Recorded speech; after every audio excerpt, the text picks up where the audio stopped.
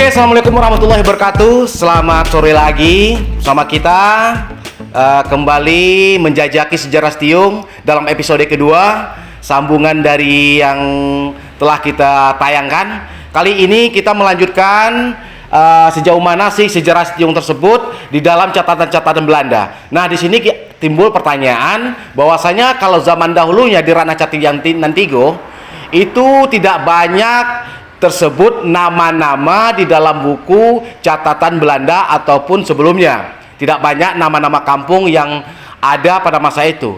Dan mungkin karena ini masyarakatnya belum banyak dan kampungnya masih juga belum banyak. Nah, apa-apa saja sih nama kampung semasa itu gitu kan? Yang tertulis dalam catatan Belanda. Nah, mungkin kali ini kita minta kepada Usman untuk menjawabnya. Ya, terima kasih. Bismillahirrahmanirrahim.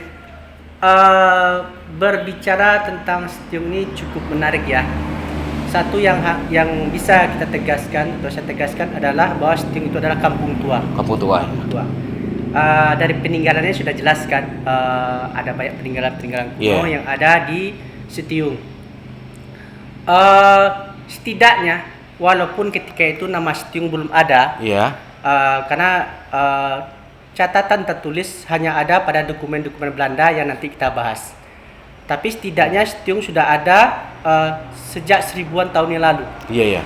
Mungkin awalnya adalah bagian dari Malayupura. Bahkan jauh sebelum itu, Setiung juga mungkin sudah dihuni oleh manusia-manusia prasejarah. Seperti kita tahu di sini ditemukan beberapa peninggalan dari batu-batu bersejarah. Biasanya itu datang dari zaman batu.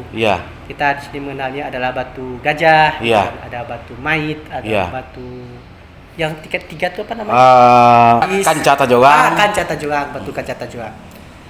Tapi di sini kita hanya akan membahas tentang yang Setiung, wilayah-wilayah Setiung yang ada dalam catatan Belanda. Catatan Belanda tertua yang kita peroleh adalah pada tahun 1877. Ketika Belanda datang ke sini melakukan ekspedisi Sumatera Tengah atau ekspedisi Sumatera Tengah yang dilakukan oleh Fett dan kawan-kawan. Mereka melakukan ekspedisi Batanghari, mulai dari hulu Sungai Batanghari sampai ke hilir Sungai Batanghari.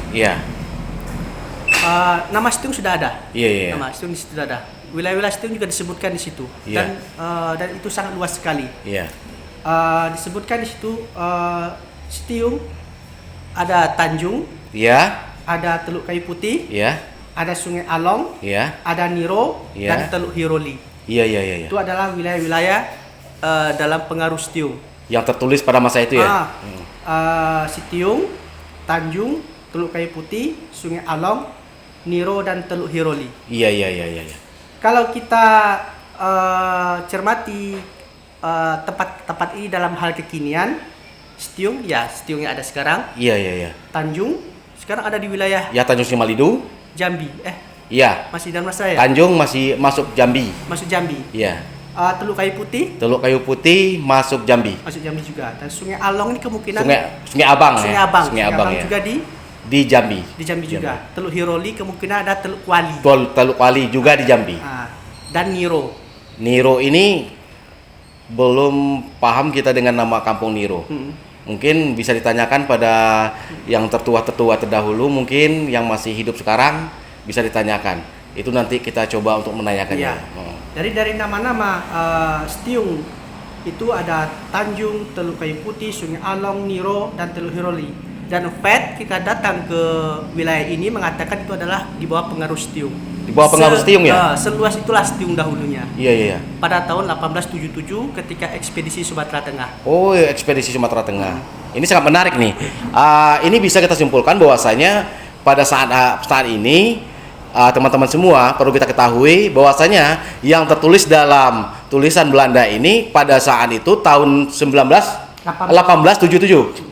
Tahun 1877 tulisan Belanda hanya menceritakan tentang beberapa kampung, dan itulah pengaruh Sitiung pada masa itu. Dan kampung-kampung yang ada pada hari ini masih belum ada tertulis di dalam catatan Belanda tersebut. Nah, mungkin kampung-kampung yang tidak tersebut namanya di dalam tulisan Belanda ini masih belum ada penghuninya atau belum diserahkan oleh para raja terhadap orang-orang penghuninya di sini. Nah, mungkin itu ya. Dulu kan daerah-daerah itu ada penguasanya masing-masing. Iya, iya. Jadi si Guntur wilayahnya ini, Iya. ada wilayah ini, Iya. dan Setiung wilayah ini, di Padang Lowe ada wilayah ini. Setidaknya kan di Setiung ini cuma ada 3 Iya. utama, si Guntur, Setiung, dan Padang Lowe. Dan Padang Lowe. Nah, Iya. itulah Ranah Catinan. Ranah Catinan itu. Sedangkan Pulau Punjung adalah Camintaruh ya, Camintaruh dari Pagaruyo. Iya. Dia berada di luar Catinan Tigo ya. Ya. Mungkin itu. Kemudian dari catatan Belanda, wilayah-wilayah Setiung juga cukup menarik ya. Setelah 30 tahun, tahun 1877, kemudian pada tahun 1906, ketika kontrol Belanda mengunjungi distrik Batanghari, dan wilayah ini namanya distrik Batanghari. Distrik Batanghari ya, distrik betul. Batanghari, itu Setiung adalah wilayahnya yang ada sekarang.